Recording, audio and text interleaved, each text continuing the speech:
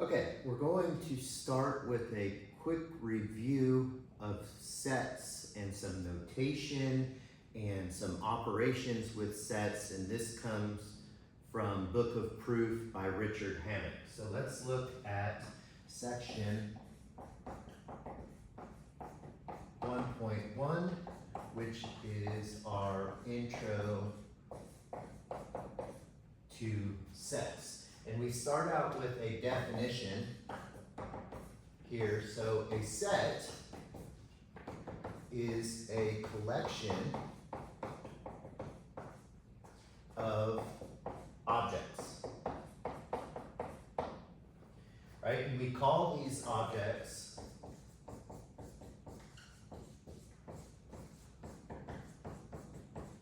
elements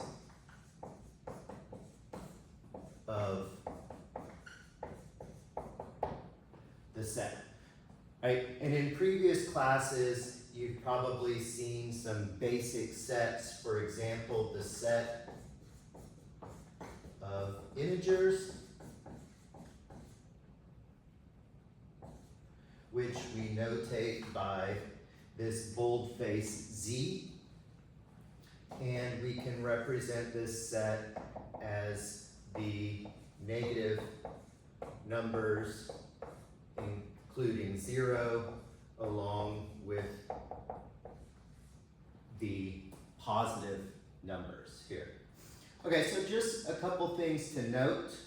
Notice that this set here is expressed by listing the elements, and we list the elements using the enclosed braces here. Right, so we always want to keep sets in braces, and one method, a very traditional method, is to list the elements, and this is what we call roster notation. You can think of a roster of a baseball team. We're listing the players here.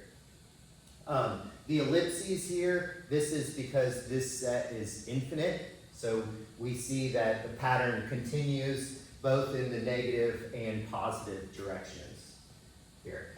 Just a fun note, the notation Z comes from the German word Zahlen, meaning numbers here. So that's where that comes from. We can also have finite sets. So this is infinite.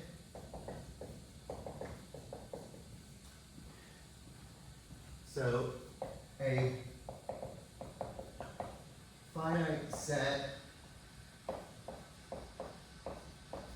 such as the set 2, 4, 6, 8 does not use the ellipses, right? So ellipses are traditionally reserved for infinite sets, meaning the pattern continues on here. Other sets that we may be aware of, here the set of natural numbers, which this book does not include 0. Some upper level textbooks include 0 as a natural number.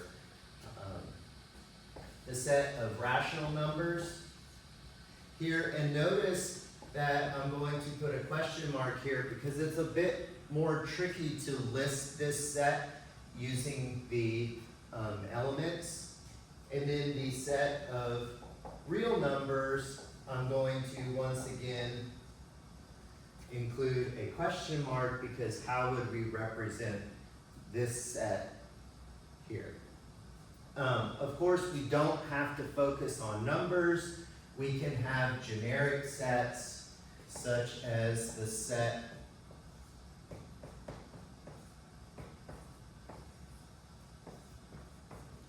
of vowels here, and other sets. So traditionally, we notate sets using capital letters.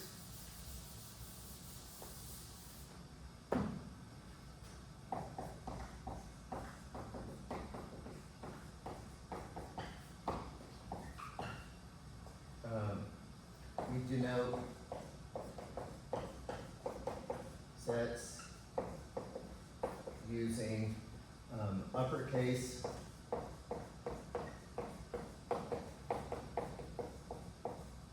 letters such as A, B, and C, or X, Y, and Z. And sometimes you'll see just when I'm writing, I may sometimes write my X and Y. If I use the notation at the end of the alphabet, I may boldface these using this notation because sometimes we'll have lowercase x's and y's happening at the same time to represent elements. So let's write that down. Elements are usually denoted using lowercase letters, such as A, B, and C, or X, Y, and Z here. Okay, so if we have, for an example, the set A, and we can take this finite set over here, consisting of the numbers 2, 4, 6, and 8. Notice that 2 is an element of A. And we express this by writing 2 is an element of A. So we use this symbol to represent the element of here. But notice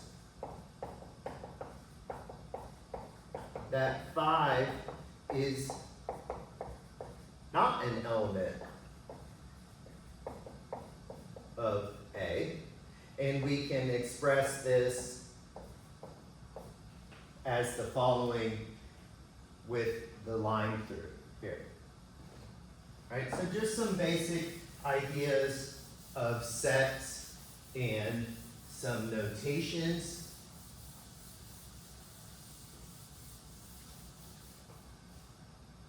Along with sets. Sometimes, so let's go back to our rational and real number example. We didn't know how to list those elements out. So sometimes we need to build our set instead of listing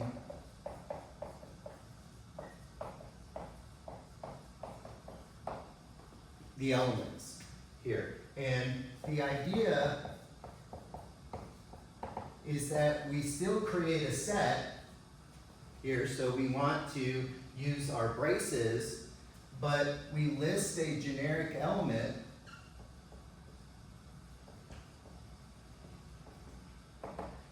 on one end, and then we say our restriction to belong to our set on the other end. And this is what we call set builder notation. So a really nice example here is our set of rational numbers. Remember that rational numbers are quotients of integers. So if we choose a generic element as a quotient where A and B are integers,